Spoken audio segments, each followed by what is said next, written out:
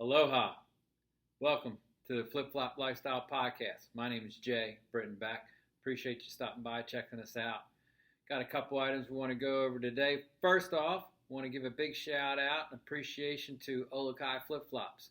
OLUKAI has decided to sponsor our program, and we appreciate that opportunity. Look forward to a long, healthy relationship with them. If you don't have any OLUKAI flip-flops, there'll be a link in the show notes. Go to that link.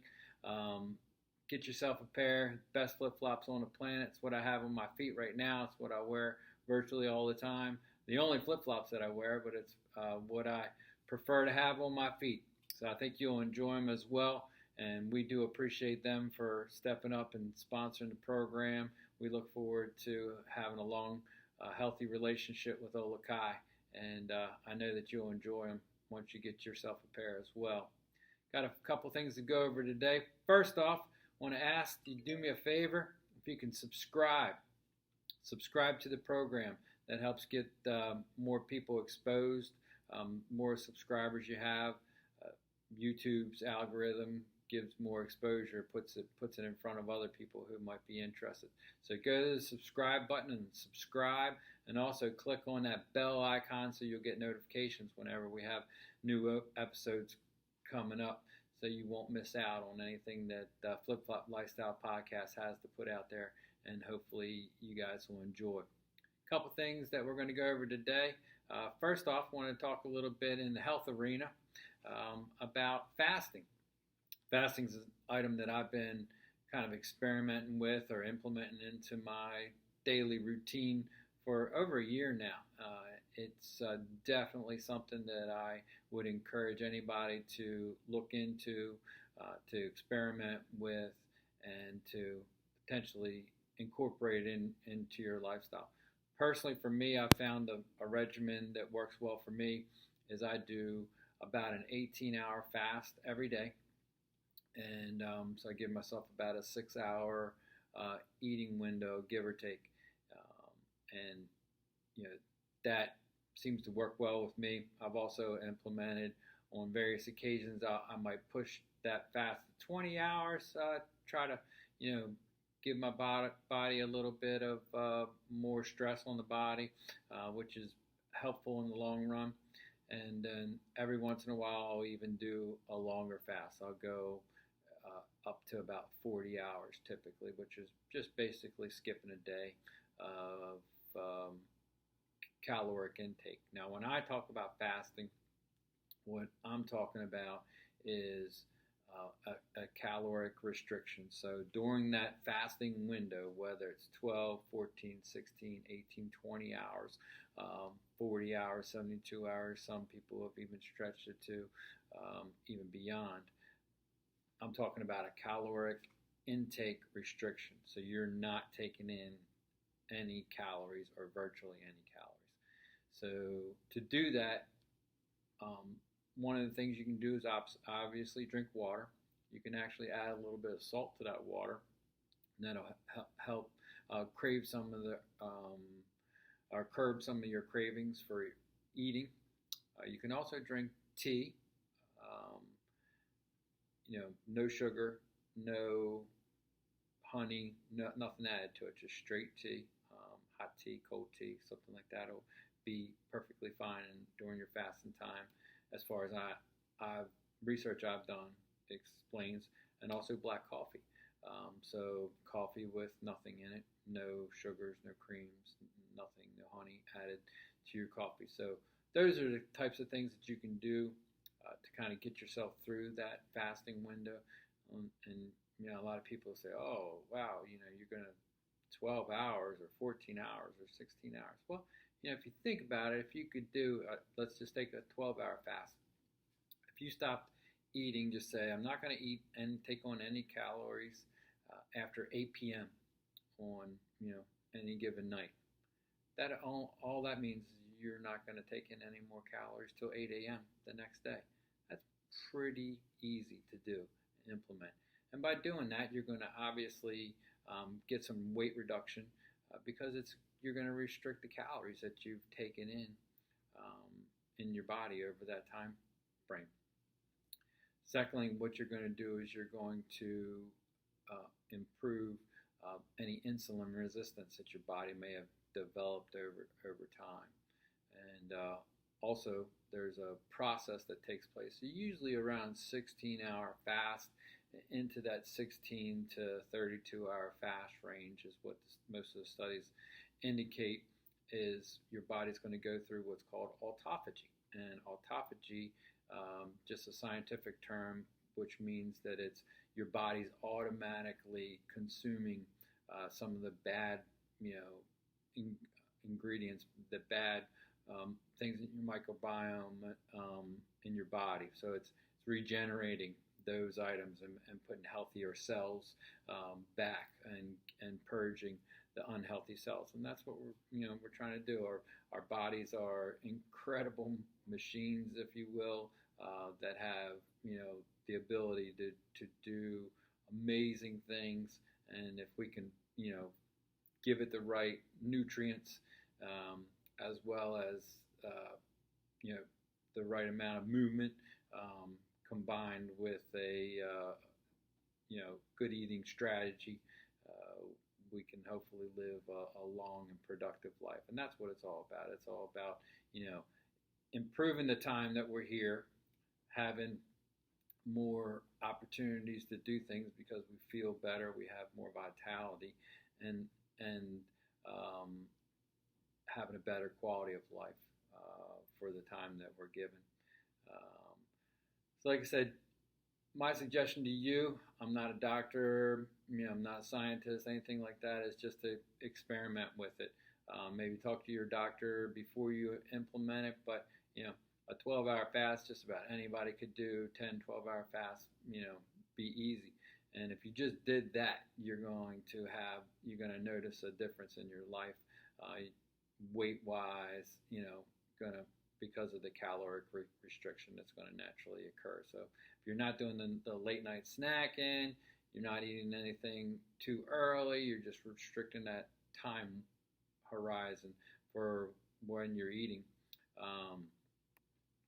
you'll definitely notice a difference. We'll get more into fasting down the road. Hopefully we'll have some guests on the show that'll explain it in a much more detailed and hopefully exciting fashion than I've been able to do here. But hopefully this enlightens you a little bit on one of the areas that you can improve your health for sure is by implementing some regimen of fasting into your health routine.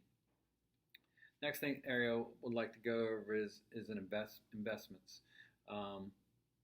Primary area that I've focused on most of my life is in real estate. And when this whole COVID-19 issue came up, I was kind of wondering, how is the real estate industry going to be impacted? Well, it's been very interesting to note that the residential real estate has not necessarily been impacted. As a matter of fact, in most areas of the country, especially areas that have good quality of life for sure, people are looking to move to, and as a result, the demand is driving up prices. So the price appreciation in those areas has been exponential.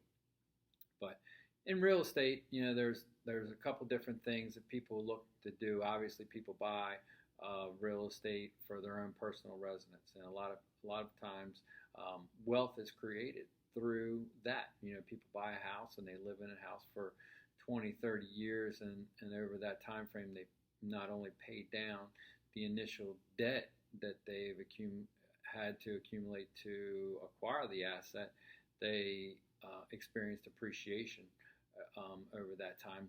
In some areas of the country, exponential appreciation. That when they get to an age in life where maybe they want to downsize or relocate to another climate or an area of the country that has better tax consequences, they're able to sell that property and typically,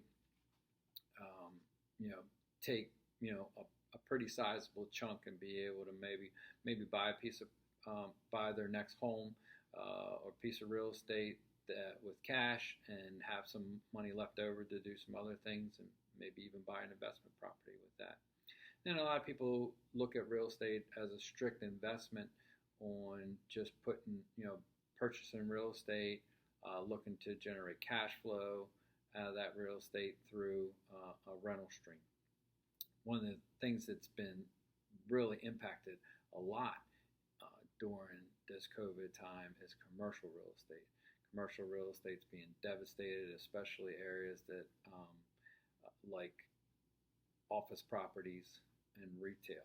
And I think that that's trend's going to continue. So if I would encourage anybody to look at, if you're looking at a real estate investment, I would encourage you to stick to residential real estate, and I would include apartment projects as a residential real estate, even though when you get to scale, they're more of a commercial in nature. But I would definitely stay away from office complexes because I don't believe that a lot of people are going to be going back to work in an office environment. I think that the remote work environment's going to be much more conducive for companies that have a lot more flexibility on who they hire because they can hire people from anywhere in the country. They don't have to have space for people to come in, so that's going to save the company money. And in the long run, the individuals can get the work done and not have to do the commuting. It's a win-win for everybody. And also retail. I mean, we've seen the malls, dying out of the malls, and even the small retail centers are dying out. So I would stay away from those as well because I think that trend's going to continue. People are going to be buying more and more online as they, continue to get used to it and continue to the convenience of having it delivered, to their doorstep. So I would stay away from those two areas. I would encourage anybody to, if they're looking at real estate as an investment, to stick to the residential portion. And, even if it's just residential land that you want to buy on the outskirts of an area that you think might, that area might grow out to where that, raw land is more valuable 5, 10, 15 years into the future. One of my good friends who's a tremendous real estate investor, one of the great advices he gave me one time is if you can buy a piece of property, you can hold it for 5 years, you're guaranteed to, make money. And from that 5-year time horizon on, the longer you hold the real estate, the more wealth you can accumulate. And that was some great advice. And I've always looked back on that and appreciated the time that he devoted me and his advice that he gave me. Next thing we'll talk about, since we're already kind of in that, is in the business environment. So the business environment as it relates to COVID-19, it's been pretty devastating, across the board. One of the hardest hit industries, and I'm not sure how a lot of these are going to recover is the bar/restaurant industry. Some areas of the country aren't even allowing people to go, or they're 25% capacity, so they can't really have promotions to drive traffic into the locations. And one of the things that I read recently was 60% of businesses that actually closed during COVID will never reopen. So those are the businesses that closed. And a lot of businesses didn't close, but a lot of businesses were able to pivot. A lot of businesses were able to endure and grind through it. I don't think business is ever going to be the same. Not that people can't be successful in business, but they just might have to choose a different vehicle to get them to where they want to go. The idea of people maybe coming to your store, your shop, your hair salon, whatever, there may have to be a modification. There may have to be a shift. A lot more, like I said, a lot more people are going to online is going to drive sales, and then I think more and more people are going to look for people to have that customer service in a even more um, personal way where they might be actually having you come to their house and performing services, even if it even like a haircut or anything like that. They wouldn't have to have a retail location. They can just come to you, do the haircut, get it over with, and things will move on. So business is going to be changing, evolving very rapidly as a result of COVID-19. I don't think a lot of things that were implemented during COVID-19 are necessarily going to go away, which is unfortunate. But moving forward, things are going to change. Things are going to be different, and hopefully people can reposition themselves and expand. Next, a quick area is technology. One of our upcoming guests has a new app. It's called MYDAY app. Basically, it's a combination of a to-do list and a calendar on your phone. Keep things updated. You can create different lists, create different structured to-dos. And he's going to be an upcoming guest, and we're excited to have him on the program. But if you're looking for a calendar app, go to the App Store and look up the MYDAY app, MYDAY, MYDAY app, and download it and give it a shot. If you have any questions, customer service there can help support you. And we look forward to having the founder of that company on the show here shortly. We do have a couple other guests scheduled to come on, one of which is a publisher, actually self-publisher, teaches people how to self-publish a book. So if you've got an idea about writing a book, or you have a book already written and you'd like to figure out best ways to get it published, we're going to have him on the show, and he's going to be able to give us a lot of insight on what it takes to get your book, get your message, and get it out to the world, and hopefully impact some lives. So just wanted to get on here real quick and throw a few things out to you guys. Hopefully you've been able to take something in that you enjoyed and it'll touch and impact your life in a positive way. Look forward to seeing you guys in the future, and remember to click that subscribe button and also hit on that bell icon so you get notifications every time we upload a new message here from Flip Flop Lifestyle Podcast. And again, thank you to OLUKAI for being our first sponsor. Go to the show notes and click on the link there to get your OLUKAI flip flops. Talk to you soon.